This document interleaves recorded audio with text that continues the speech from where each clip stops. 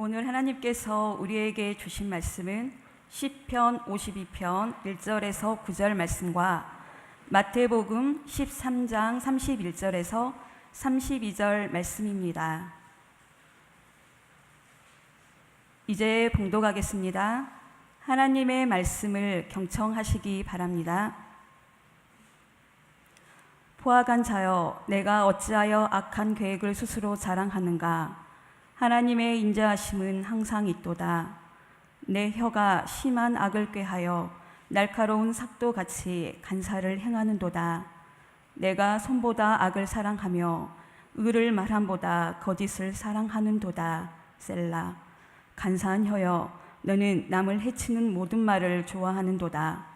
그런즉 하나님이 영원히 너를 멸하시며 너를 붙잡아 내 장막에서 뽑아내며 살아있는 땅에서 내 뿌리를 빼시리로다. 셀라.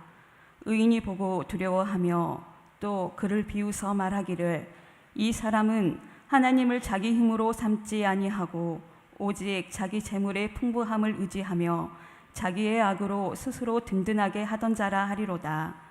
그러나 나는 하나님의 집에 있는 푸른 감람나무 같으며 하나님의 인자하심을 영원히 의지하리로다. 주께서 이를 행하셨으므로 내가 영원히 주께 감사하고 주의 이름이 선하심으로 주의 성도 앞에서 내가 주의 이름을 사모하리이다. 마태복음 13장 말씀입니다. 또 비유를 들어 이르시되 천국은 마치 사람이 자기 밭에 갖다 심은 겨자씨 한 알 같으니 이는 모든 씨보다 작은 것이로되 자란 후에는 풀보다 커서 나무가 되매 공중의 새들이 와서 그 가지에 깃들이느니라. 하나님께서 이 말씀을 통해 우리에게 은혜 주시기를 원합니다.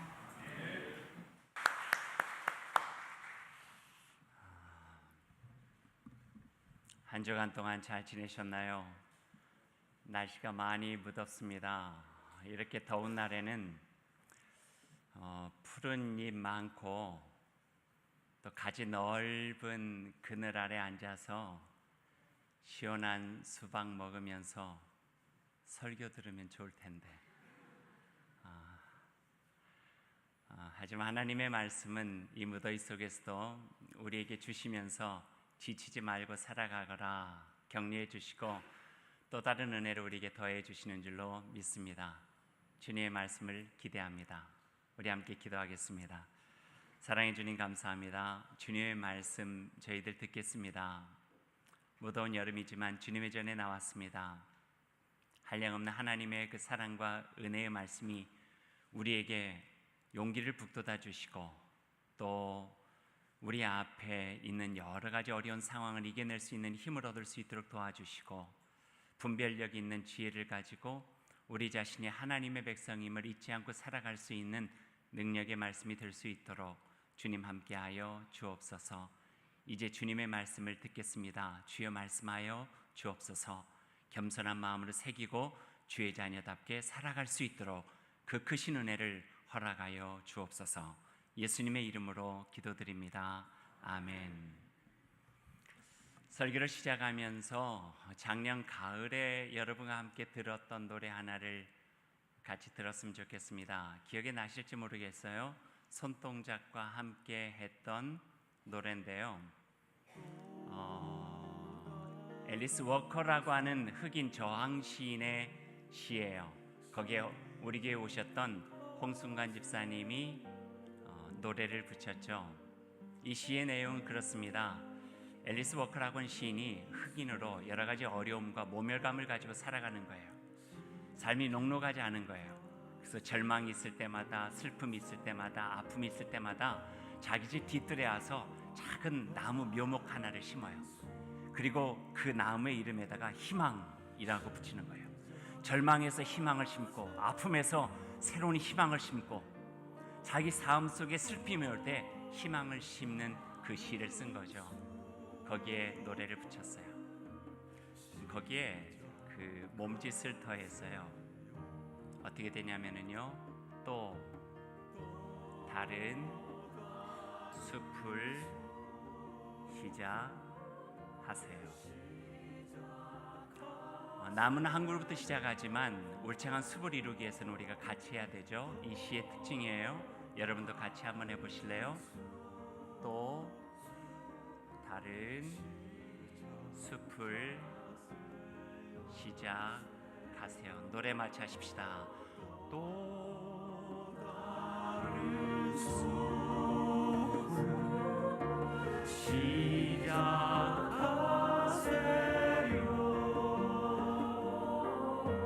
또 다른 숲을 시작하세요.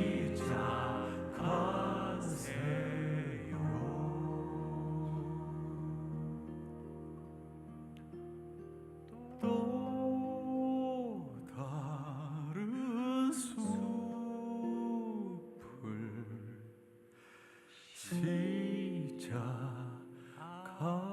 숲을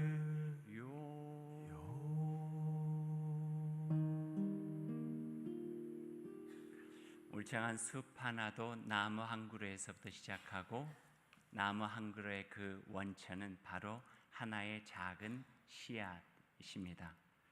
오늘 우리가 함께 읽은 말씀은 잘 알려진 겨자씨에 대한 비유의 말씀이죠. 겨자씨는요, 무시해도 좋을 만큼 아주 작은 씨앗입니다. 그래서 정말 눈여겨보지 않으면은 보이지 않고 발에 채이기가 쉬운 씨앗이 바로 겨자씨죠. 그래서 사람들은 별로 겨자씨에 대해서 관심이 없어요.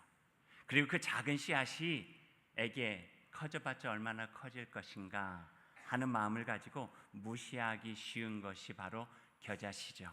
그런데 오늘 정말 기가 막힌 말씀이 오늘 예수님께서 우리에게 들려주고 계시는 거예요.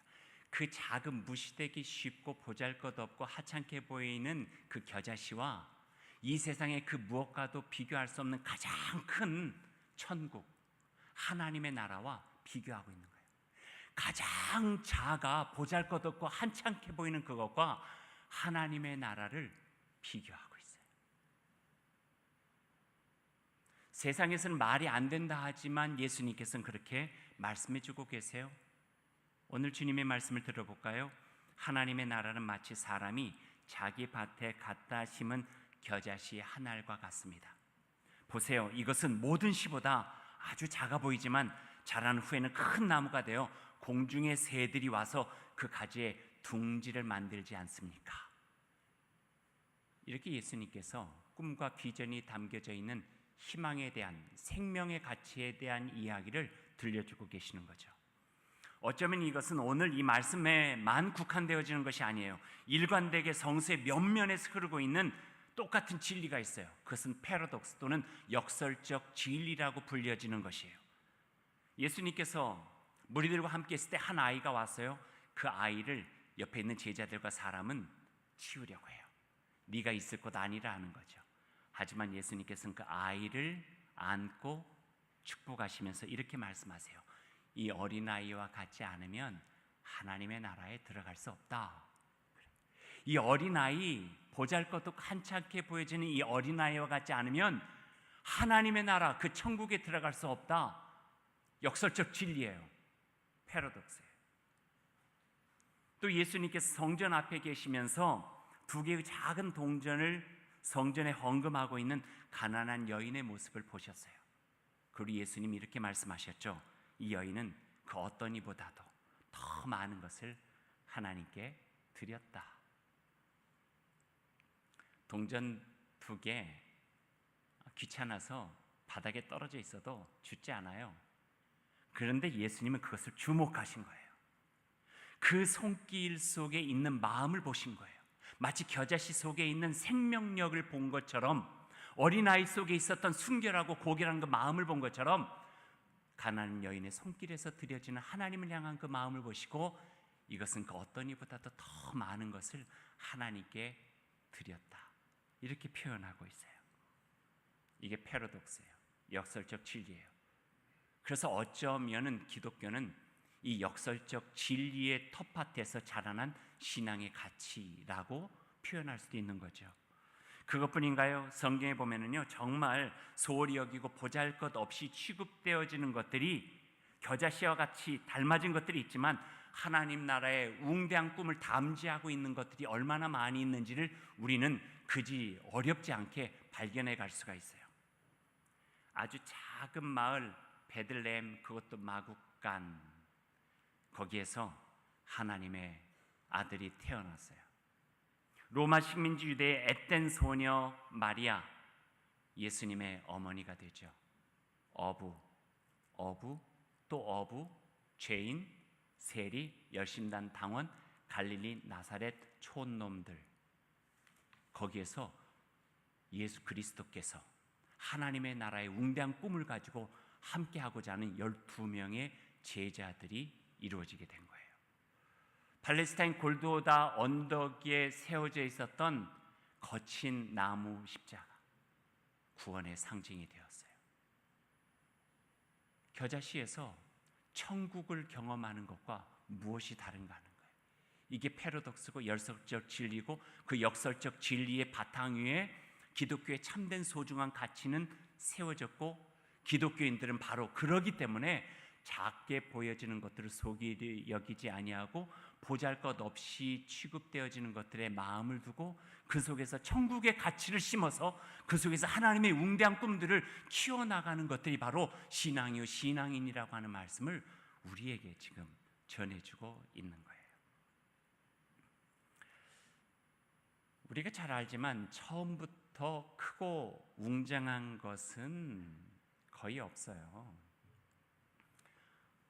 저도 원래부터 이렇게 키가 큰 건 아니었어요. 아주 작았어요. 그러지만 잘한 거예요. 모든 것이 마찬가지예요. 위대한 일들이 그냥 처음부터 위대한 건 아니에요. 거기에서는 아무도 눈여겨보지 않을 때부터 정성을 가지고 최선을 다했던 그 누군가의 구슬땀과 손길들, 정성들이 모여 있었기 때문에 10년, 20년, 30년, 때로는 100년, 수백 년, 때로는 2000년 이상의 시간을 걸려서 웅대하고 아름다운 우주적인 꿈들이 가꿔지게 된 것이죠. 하나님 나라의 아름다운 이야기들은요, 겨자씨와 같이 아주 작은 꿈들로부터 시작되었다는 것이에요. 보세요. 성경의 처음부터 갈대아 우르에서 시작된 하나님 민족에 대한 꿈, 아브라함의 꿈, 작지만 그곳에서부터 꿈은 잉태되고 그리고 거기서부터 자라나게 된 거예요. 난리강가에 버려진 한 아이로부터 시작된 출애굽과 가나안 약속의 꿈, 모세의 꿈이에요. 갈릴리 호숫가에서 시작된 하나님 나라 건설의 아름다운 꿈들, 이것 또한 아무도 눈여겨보지 않는 그곳에서부터 자라난 꿈들이죠. 다메섹 길가에서 시작된 땅끝까지 복음이 전해지는 하나님 나라에 대한 꿈들, 이것도 아주 보잘것없이 취급되어지는 것들로부터 시작되어져서 다시 하나님의 놀라우신 은혜로 시작되어질 꿈들이에요.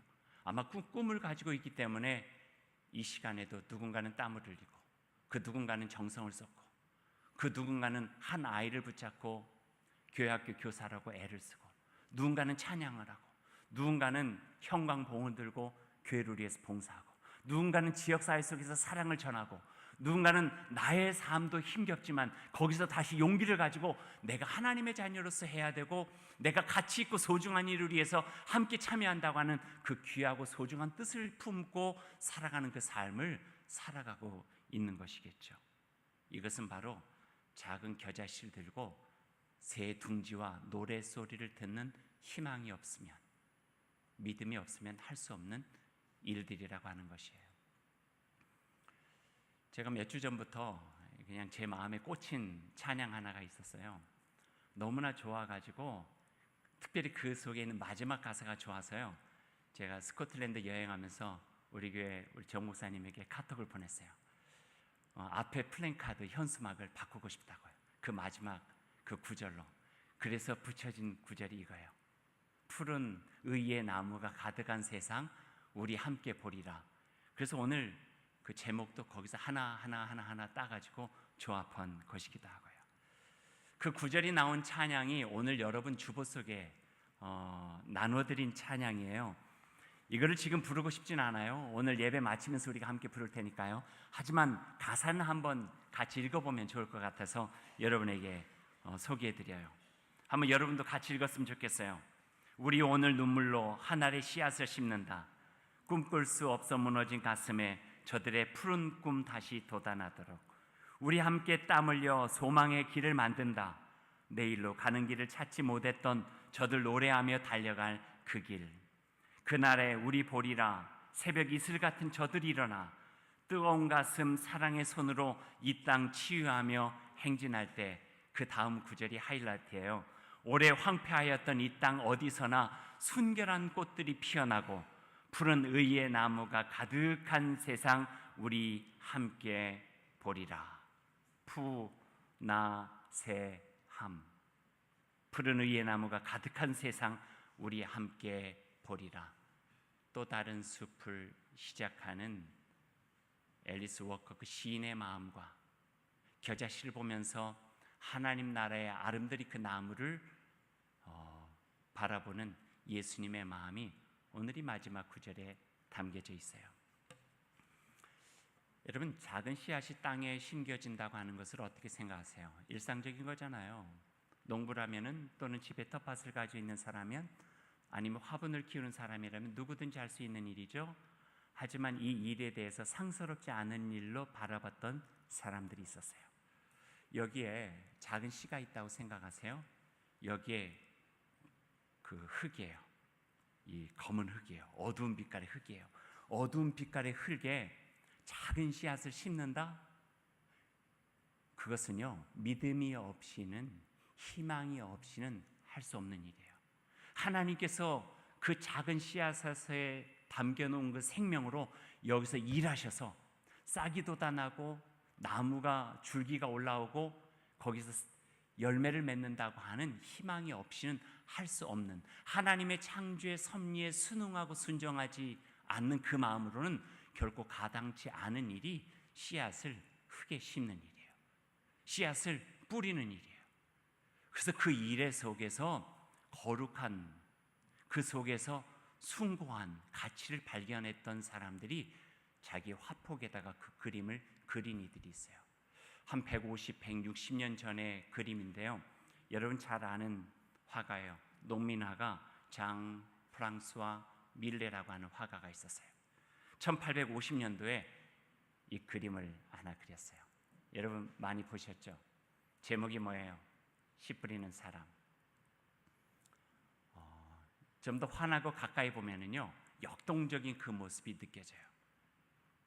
근데 밀레가 이 그림을 그리고 난 다음에 여러모로 많이 힘들었어요. 왜냐하면 이때가 1850년에 이 그림을 그렸는데 1848년, 그러니까 2년 전에 프랑스 대혁명이 있었던 거예요. 혁명이 있고 난 다음에 왕정이, 공화정이 밀려가지고 무너져요. 점점 위기 속에 다가올 때 한 2년 후에 밀레가 이 그림을 그린 거예요. 그리고 난 다음에 왕정에서는 이 그림에서 불온한 사상을 느꼈어요. 왜냐하면 그 당시에 다시 혁명의 주체가 될 수 있는 노동자와 농민들이 이 그림을 보고 마치 씨를 뿌리는, 생명을 가꾸는 사람처럼 다시 일어나 봉기할 수 있으리라고 하는 그 마음을 가지고 이걸 압박하기 시작했던 거예요. 그러고 보면 이 씨 뿌린다고 하는 것은 어떤 이들에게는요, 위험한 일일 수도 있어요. 하나님의 창조의 섭리에 순응하면서 이 땅에서 하나님께서 진행하고자 하시는 그 방향으로 함께 나아가고자 하는 사람들이 하는 일들이 바로 씨 뿌리는 일이에요. 40년 후에 한 화가가 이 밀레라고 하는 화가를 존경하여 이 똑같은 그림을 하나 그려요. 그 사람의 이름은요, 빈센트 반 고흐예요. 같은 제목의 그림을 남겼죠. 씨 뿌리는 사람. 40년 후에 그가 남긴 씨 뿌리는 사람을 보면은 사람에다가 집중하기보다는 그 주변의 환경을 클로즈업 시키면서 전체를 보게 만들어요. 보세요. 노란빛 태양이 장렬하는 한낮에 농부는 시시하게 들판을 걸으면서 씨를 뿌리는 거예요. 그의 머리에는 마치 후광인 듯 환한 노란빛이 서려져 있어요.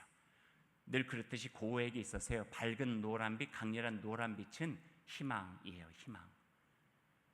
펼쳐져 있는 이 땅은 절망, 슬픔, 아픔, 고난, 고뇌를 상징해요. 거기에 밝은 빛이 신비한 하나님의 그 밝은 희망을 가지고 이 세상에다가 씨를 뿌리는 모습을 이 빈센트 반 고흐는 그려내고 있는 거예요. 절망의 벌판에 생명의 씨앗을 뿌리는 희망의 사람을 보여주고 싶은 거예요. 절망스러운 세상에 주는 희망과 생명의 강력함을 이 그림을 통해서 말하고 싶은 거죠.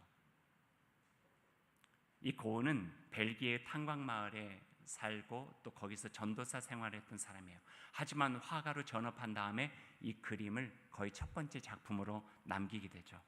그리고 이 그림을 통해서 하나님의 신비와 생명의 씨앗을 뿌리는 자신의 삶을 보여주고, 어쩌면 이 절망과 아픔과 힘겨운 세상 속에 우리에게 주어진 일이 바로 희망의 씨앗, 생명의 씨앗을 뿌리는 일이라고 하는 것들을 보여주는 그 그림을 그리게 된 거예요. 씨를 뿌리는 행위가 얼마나 거룩한 행위가 될 수 있는지 하는 것들도 보여주고 있죠. 저를 한번 보세요. 씨를 뿌리는 일은 농부만의 일일까요? 성경 곳곳을 보고 우리가 그 말씀을 생각해 봐도요, 씨는 농부만 뿌리는 일은 아니에요. 왜냐하면은 겨자씨만 있는 것이 아니라 성경 안에 보면은 생각의 씨도 있고요, 말의 씨도 있고요, 행동의 씨도 있어요. 생각의 씨는 우리에게 안에 뿌려져서 우리의 생각이 점점 키워가지고 삶의 방향을 정하게 되고, 말의 씨는 우리에서 나가서 다른 사람의 가슴 속에서 뿌리를 내리고 열매를 맺게 되기도 하고, 우리의 행동의 씨앗은 우리가 살아가는 시대와 역사 속에, 또는 작게는 가정, 크게는 우리가 살아가는 이 시대 속에서 또 다른 열매를 맺어갈 수 있게 되어진다는 거예요.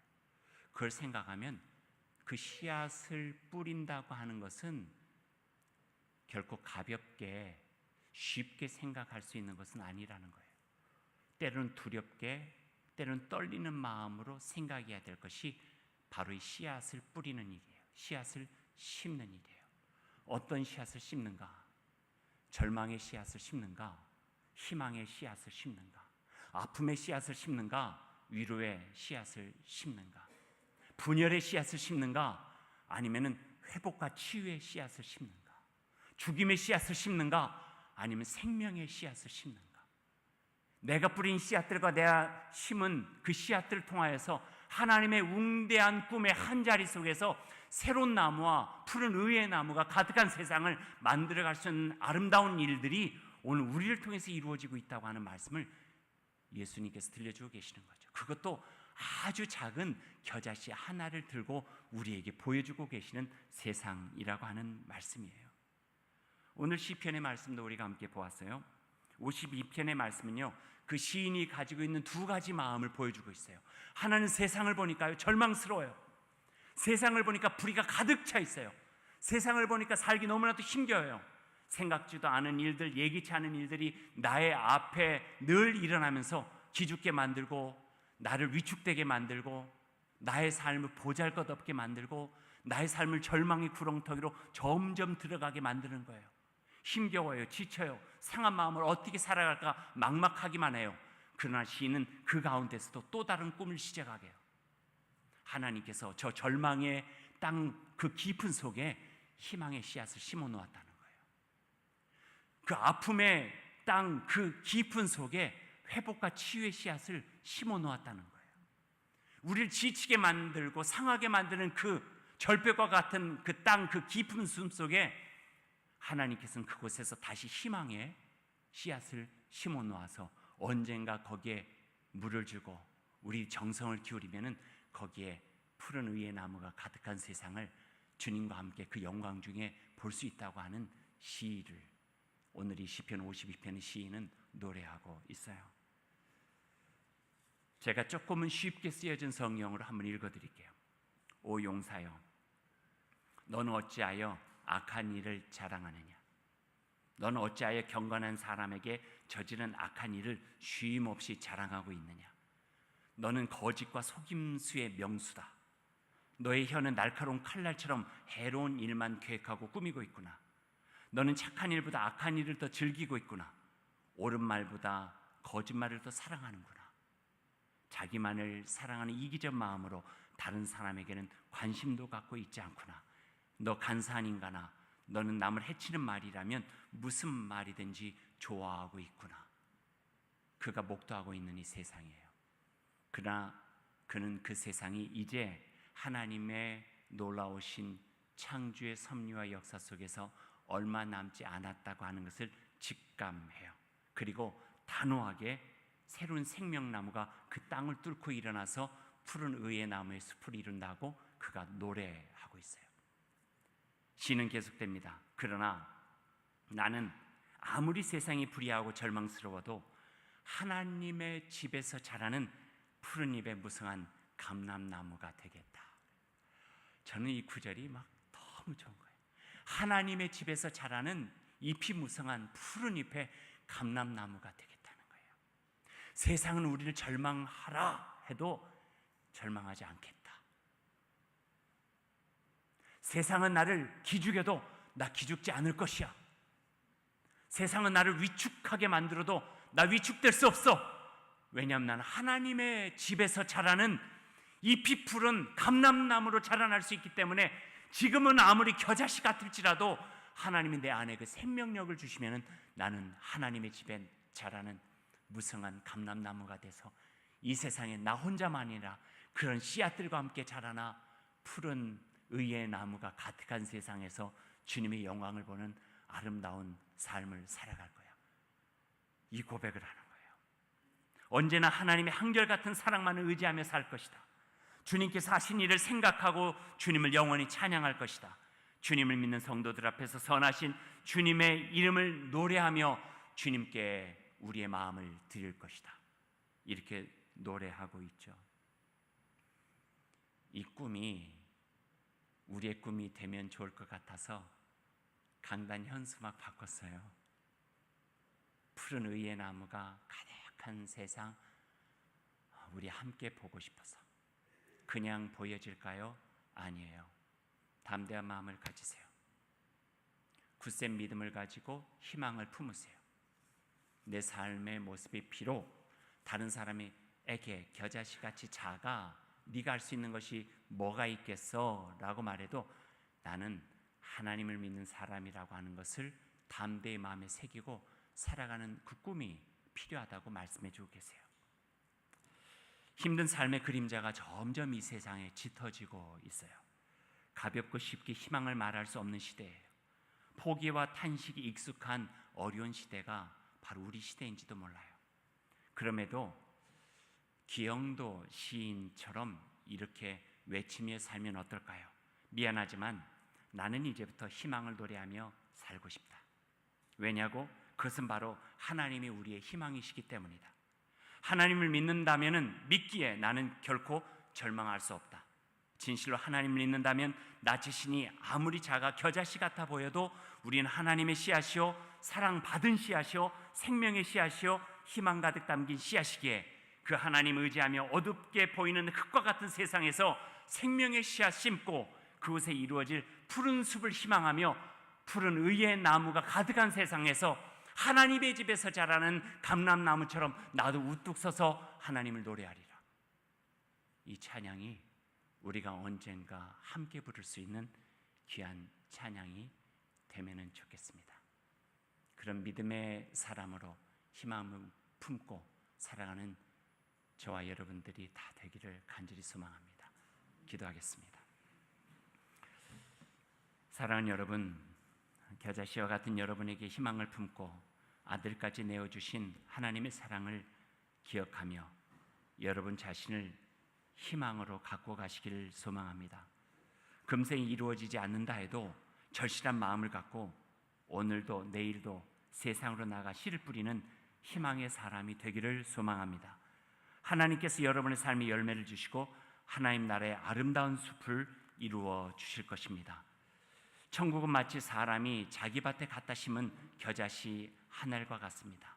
이는 모든 씨보다 작은 것이로되 자란 후에는 풀보다 커서 나무가 되어 공중의 새들이 와서 그 가지에 깃들일 희망의 나무가 되어집니다. 사랑의 하나님, 묵묵히 하나님의 뜻을 실천하는 이들이 있어 세상은 소망이 있습니다. 등불 하나를 밝히는 심정으로 나눔과 섬김과 치유와 사랑의 씨를 심는 사람들이 있어 하나님은 세상을 버리지 않습니다. 크고 번듯한 나무 같지 않으면 어떻습니까? 겨자씨처럼 우리가 척박한 토양에도 뿌리를 내리고 예수님의 마음으로 산다면 하나님의 은혜로 아름드리 나무와 같은 천국의 기쁨을 누릴 수 있음을 믿습니다.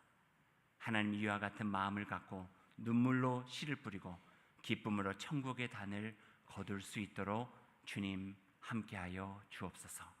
예수님의 이름으로 기도드립니다.